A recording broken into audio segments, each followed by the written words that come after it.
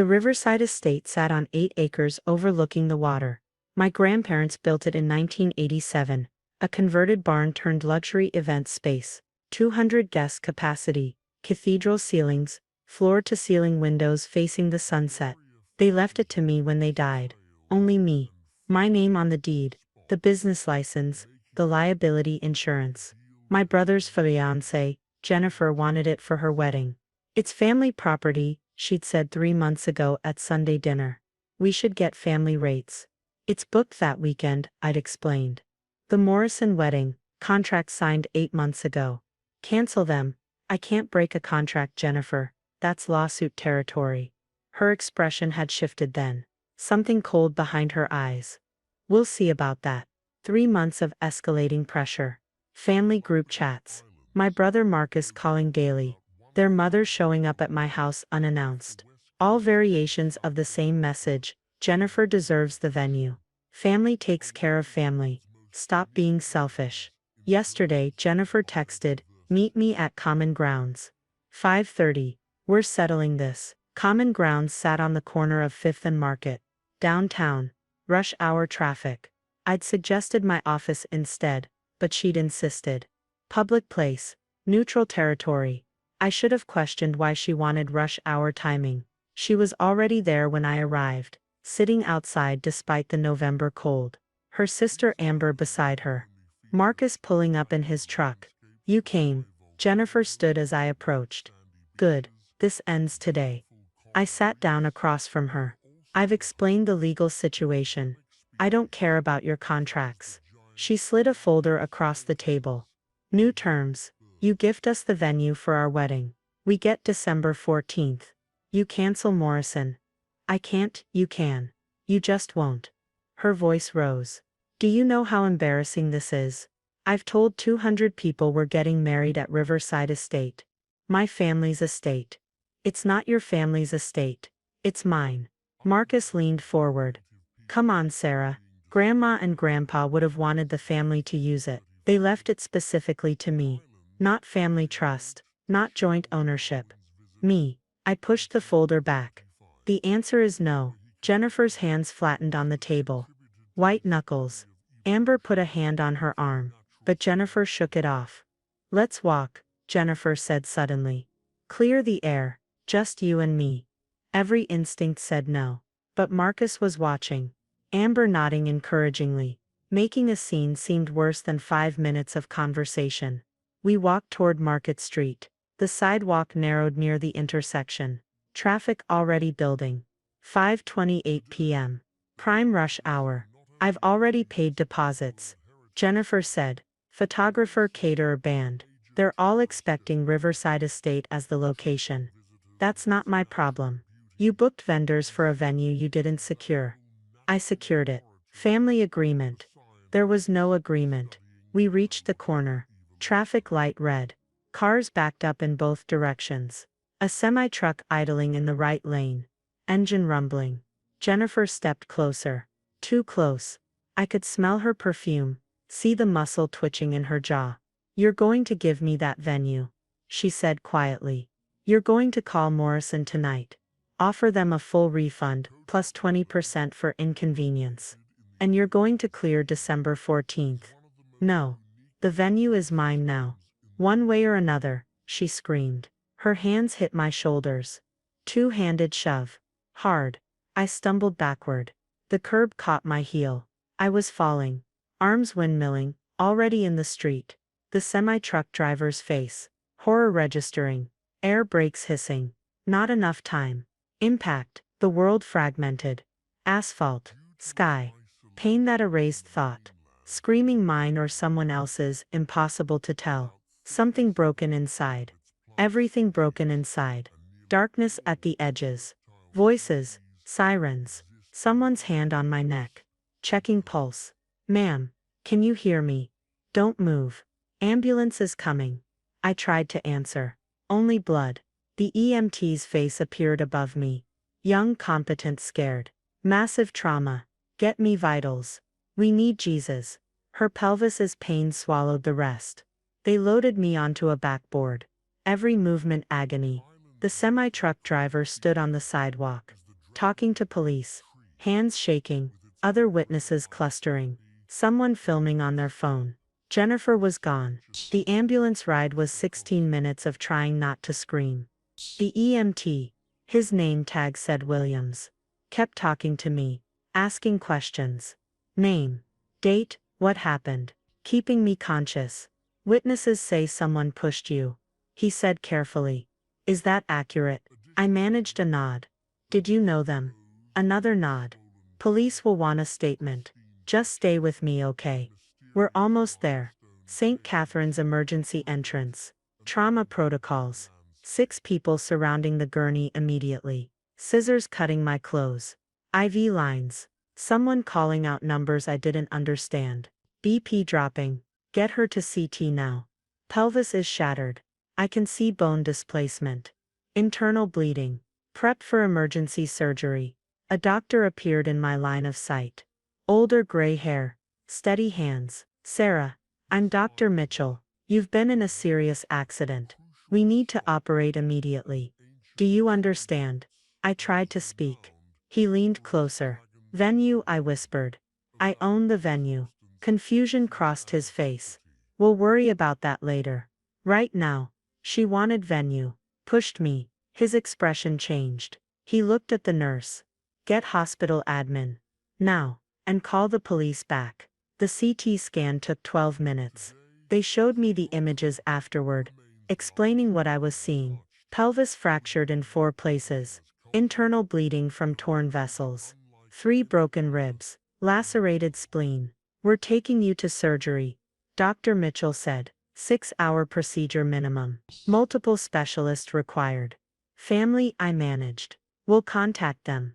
No, not my family. Call Sarah Kim. My attorney. He nodded, understanding something in my expression. They wheeled me toward the OR. The anesthesiologist introduced herself, explained the process, asked me to count backward from 10. I made it to 7. I woke to machine sounds. Steady beeping.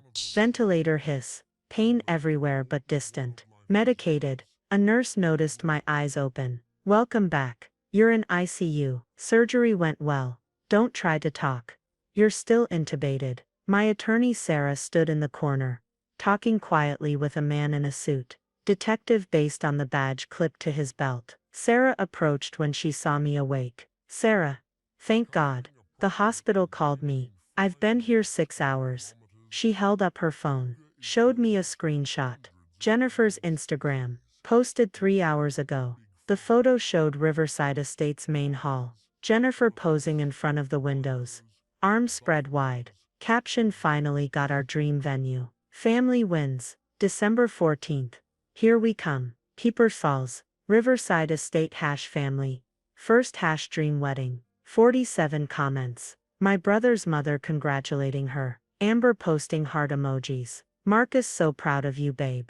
Posted while I was in surgery. While surgeons were reconstructing my pelvis. Sarah saw my expression. There's more. Your venue's security system sent alerts. Someone entered at 6:47 p.m. Jennifer, Amber, Marcus and his mother. They spent 2 hours inside, taking measurements, photographs, planning decorations. The detective stepped forward. Patterson, I'm Detective Morris. I need to ask you some questions when you're able. But first you should know. We have the entire incident on traffic camera. 42 witnesses gave statements. The truck driver's dashcam captured everything. He showed me his tablet. Video footage. Jennifer and me on the sidewalk. Her screaming clearly audible even without sound. The shove. Me falling. The truck. Impact. Clear attempted homicide, he said. Premeditated. She chose rush hour. That specific corner. Positioned you near traffic. This wasn't impulse. This was planned. I couldn't respond. The intubation tube prevented speech. Sarah touched my hand gently. The hospital discovered something during your admission process. You're listed in their system as a board member and major donor. When admissions saw your name, they alerted hospital administration. That's when things escalated. Dr. Mitchell entered, flanked by 2 other physicians. Sarah, you're awake. Good. I need to explain what happened during surgery and what we discovered. He pulled up my CT scans on the room's monitor. 12 images, different angles, horrifying detail. We assembled a trauma team. 12 physicians total. Orthopedic surgeons, vascular surgeons, general surgeons, trauma specialists. This level of injury required collective expertise. He paused. During the procedure, hospital legal reviewed your records. They discovered you own Riverside Estate, the property your sister-in-law claimed as family properties on social media. Detective Morris pulled out his notebook. The same property she pushed you into traffic to obtain. That establishes clear motive. Combined with her social media posts made during your surgery, we have consciousness of guilt. She's been arrested, Sarah added, charged with attempted murder, assault with intent to kill. Marcus Amber and his mother are being questioned as potential accessories. The venue breaking and entering adds burglary charges. A different doctor stepped forward. I'm Dr. Stevens. Hospital counsel. The medical team documented everything. 12 physicians means 12 mandatory assault reports filed with police. Your trauma CT scans are marked as evidence.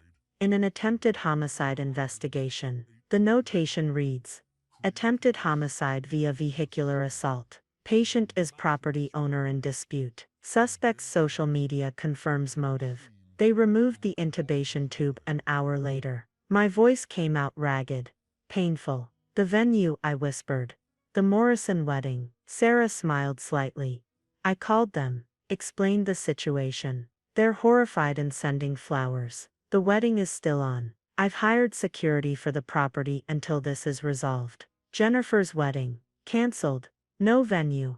And the bride's in custody awaiting arraignment. Her attorney called me trying to negotiate. I told him to focus on keeping her out of prison. Detective Morris sat down beside the bed. I need your full statement when you're ready. But understand, we don't actually need it. We have video evidence, 42 witnesses, medical documentation, and her own social media confession. This is the most documented attempted murder case I've handled in 15 years. My brother claims he didn't know she planned to push you. Says he thought they were just going to convince you. We're investigating his level of involvement. The breaking and entering at your venue suggests premeditation across the family. My phone buzzed on the side table. Sarah checked it. Marcus' fifth call today. Want me to answer? No. She silenced it. The family's hired an attorney, trying to claim Jennifer had a mental health episode. Diminished capacity defense. She planned it, I whispered. Rush hour. That corner. She knew exactly what she was doing. We know. The prosecutors know. Her search history shows she looked up traffic patterns for that intersection. She researched which times had the heaviest truck traffic. Detective Morris closed his notebook. She's not getting a plea deal. DA wants maximum charges. A nurse entered with medication, checked my vitals, adjusted my IV. You need rest. Surgery was extensive.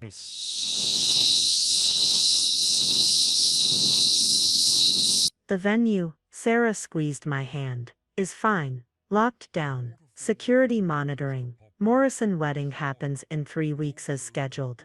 You focus on healing. They dimmed the lights, left me alone with the machine sounds and the distant pain. My phone buzzed again. Not Marcus this time. Unknown number. I answered. Sarah, Jennifer's voice, calling from jail. This is insane. I didn't mean it was an accident. You stumbled. Tell them it was an accident. I looked at the CT scans still displayed on the monitor. My shattered pelvis. The surgical notes detailing 6 hours of reconstruction. 42 witnesses. I said quietly. Traffic cameras. Your social media posts during my surgery. Breaking into my property. Planning decorations while I was in the ICU. That's not. We were just 12 physicians filed assault reports. You're charged with attempted murder. And Jennifer? What? The venue is mine. It was always mine. It will always be mine. And you're never setting foot on that property again. I ended the call. Blocked the number. Sarah returned with coffee. Saw my expression. You okay? She wanted the venue one way or another.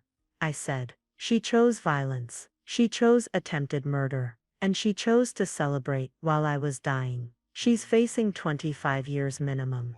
Good. My phone buzzed one final time. Detective Morris. Text message.